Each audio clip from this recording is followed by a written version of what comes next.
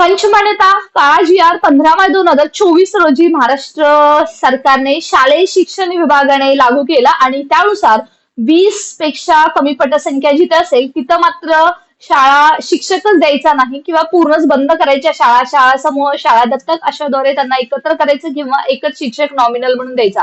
अशा बरेच जाचक जी.आर. काढण्यात आला. त्याला जिल्हा स्तरावरती, स्थानिक स्तरावरती बराच विरोध झाला. संघटनांनी भावी शिक्षकांसाठी काम करणाऱ्या त्याचबरोबर जे शिक्षक आहेत त्यांच्यासाठी काम करणारे त्यांनी विरोध केला, कारण हजारो अतिरिक्त शिक्षक त्यांचं समायोजन हा प्रश्न शालेय शिक्षण विभागाकडे आवासून उभा आहे. आरटीचं हे शिक्षक हा जो जी.आर. आहे तो उल्लंघन तर करतोय. त्याचबरोबर राष्ट्रीय एज्युकेशन पॉलिसी 2020 जी आता महाराष्ट्र राज्यामध्ये इम्प्लिमेंट होते, पहिलीपासून सीबीएसई सुरू होते, त्याचं सुद्धा त्यांनी उल्लंघन केलेलं आहे. मग आता हा जी.आर. आहे त्याच्यावरती सुनावणी उन्हाळ्याच्या सुट्टीच्या पूर्वीच होणार होती, परंतु त्याला थोडंसं पुढे ढकलून आता मात्र ती 9 जुलैला ती सुनावणी होणार आहे आणि ती सुद्धा पुढे का ढकलण्यात आली आणि ती जी बेंच आहे ती सुद्धा जस्टिस घुगे यांच्याकडेच पाठवण्यात आली होती. पहिल्यांदा ती बेंच दुसऱ्या जस्टिसकडे पाठवण्यात आली होती, परंतु त्यांनी याच्यावरती सुनावणी द्यायला नकार दिलेला आहे. कारण मित्रांनो, शिक्षकांच्या संदर्भातला हा जो काळा जी.आर. आहे 15/2/2024 तो जर रद्दच करायचा असला तर शासनानेच तो रद्द केला असता.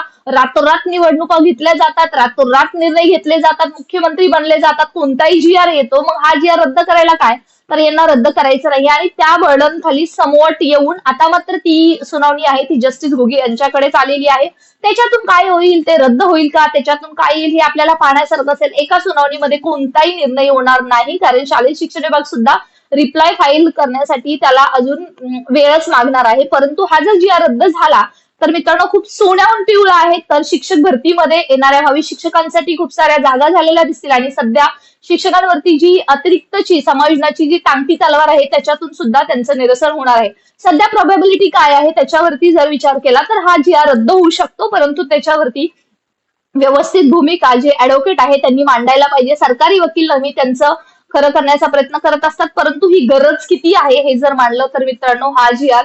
90% आहे की हा जी.आर. रद्द होऊ शकतोच, कारण त्याचमुळे याला चॅलेंज केलेलं आहे कोर्टात आणि याच वरती सध्या उत्तर द्यायला पावसाळी अधिवेशनामध्ये सुद्धा मंत्री महोदयांनी सध्या नकार दिलेला आहे, कारण कोर्टात पेंडिंगला आहे असं सांगत आहेत मित्रांनो. ह्याचा जो रिझल्ट आहे तो खूप महत्वपूर्ण असणार आहे, कारण याच्यानंतर जरी उद्या आपण शिक्षण मंत्र्यांकडे गेलो किंवा कोणतीही संघटना गेली तरी ते म्हणतील की कोर्टाने सांगितलेलं आहे ते आम्ही आता रद्द करू शकत नाही.